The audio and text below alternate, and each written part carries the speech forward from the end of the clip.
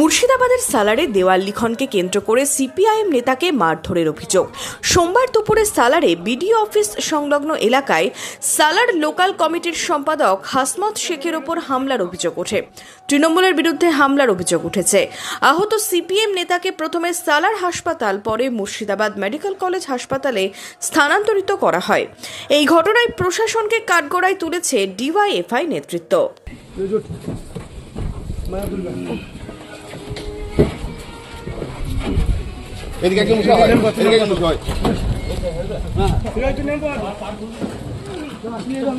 দেওয়াল লেখনের কাজ চলছে সালার বিডিও অফিসে, পাশে একটা দেওয়াল আছে, সেই দেওয়ালে সমস্ত রাজনৈতিক দল লিখে, আমাদেরও প্রচারের সাথে আমরাও লিখেছি।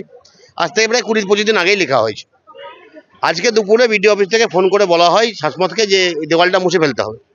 হাসমত বলছে সব রাজনৈতিক দলই লিখে, তাহলে যদি মুছতে হয় তাহলে সেটা পরবর্তী সময় মুছে দেওয়া যাবে। এমতো অবস্থায় তারপর থানা থেকে ফোন করে, থানা বলে যে আমরা বিডিও সাহেবকে জানিয়েছি, তাহলে মুছে দেবো।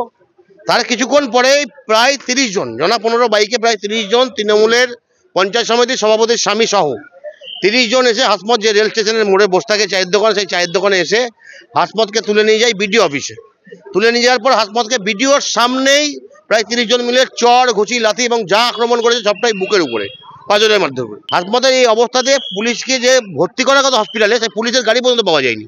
হসপিটালে আমাদের কমপ্লেটকে টোটো ভাড়া করে নিয়েছে বিডিওর সামনে। এটা বিডিও করেছে, বিডিও, ওসি সবটা জানে। বিডিও অফিসের পাশের দেওয়াল, বিডিও অফিসের প্রেমিসের দেওয়াল, সবাই লিখে, সব রাজনৈতিক দল লিখে।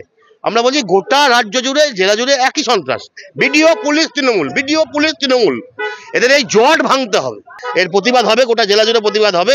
হাসমতকে মারধর করে তৃণমূল ছাড়া পাবে না। হ্যাঁ, ইতিমধ্যে লিখিত অভিযোগ হচ্ছে, আমরা এই ঘটনা জানিয়েছি। কাঁদি সাব ডিভিশন পুলিশ অফিসারকে জানানো হয়েছে, এসডিপিকে জানানো হয়েছে, এসপিকে জানিয়েছি, ডিএমকে জানিয়েছি। এর যদি ব্যবস্থা না হলো গোটা জেলা জুড়ে যে বিক্ষোভ সভা প্রতিবাদ হবে, সংগঠিত হবে, তার দায় থাকবে মুর্শিদাবাদ জেলা প্রশাসনের।